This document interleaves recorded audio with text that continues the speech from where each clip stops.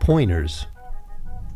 To understand pointers, you must first understand the asterisk operator and the ampersand operator.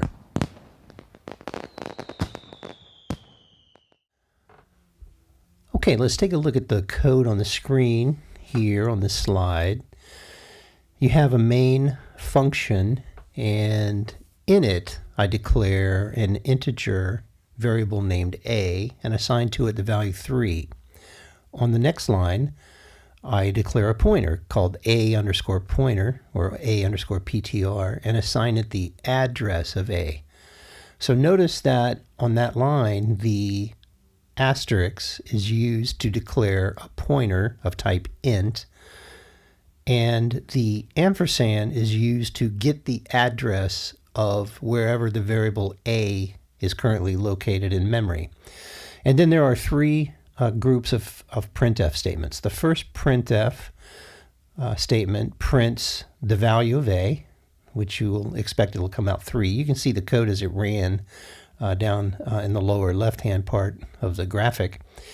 And then the address of a on the next line. So, and then the second set of printf statements prints the value of the a pointer, or a_ptr, and then its address. So remember, a pointer is a variable, so it itself is located someplace in memory. And you can see this in the right half of the diagram.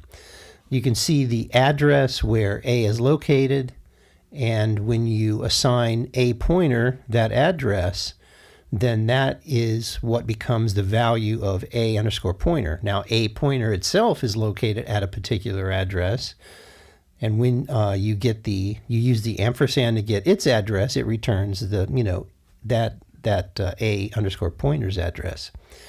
And then the last set of printf functions prints the value that the a pointer points to. So in other words, a_pointer contains the address of a, and then it uses the asterisk operator to dereference that pointer, which will yield the value stored at location a. So in other words, that will print 3, and then of course we print the address of the a pointer, which has given us the address of where the variable a is located. So let's just look at that. In the lower left-hand part, we see the first output is a = 3. And then the address of a is a hexadecimal number, right, that ends in A208. And then the a pointer equals the same address as the address of a, so it's a hexadecimal number, ends in A208. The address of a_pointer, however, is A200, okay? And then when you dereference the pointer, you get the value of a, which is a = 3, and the address of a, which is the what the actual pointer contains, is the same address as a. Okay, so that's it, really. Now let's actually see this code run in real time. When you run this code on your computer, you'll get different values for the address of a and the address of a pointer. Okay, here's the code. Once again, in Visual Studio Code this time. Again, we have a = 3, which is an integer variable, and then we declare a pointer. Okay, I'm not going to walk through all the code. I'm just going to mostly run it here since we just did a walkthrough earlier. So the values will be different from what you see on the graphic, but let me just do a dir. So I've already compiled this, so /pointers. Okay, so here is the values of these variables during this run. So a = 3, okay, and then the address of a is a hexadecimal number which ends in 578 this time, right? Like I say, when you run this code, your addresses will be different, okay? And then a pointer, or a_ptr, that equals the same address as a, right? So 578. However, a a underscore PTR is a variable, and it's actually located at 57D0. All right.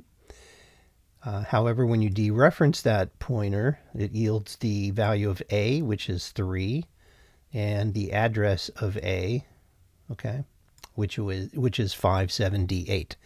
And that's pretty much that's really pointers, right? So the concept of pointers, what a pointer is, how you declare a pointer is one thing, right? So really it boils down, once again, to understanding the ampersand operator and the asterisk operator. Or rather, the asterisk operator, right, which is overloaded because you can use the asterisk operator to declare a pointer and to dereference a pointer. You use the ampersand operator to get the address of an object, okay?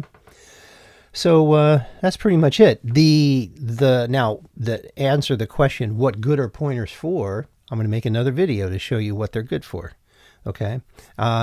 In the short term, functions like scanf require you to pass in a reference to a buffer so that you can read in the contents, or to pass in an address of a variable if you wanted to read in like an integer, okay, from the console.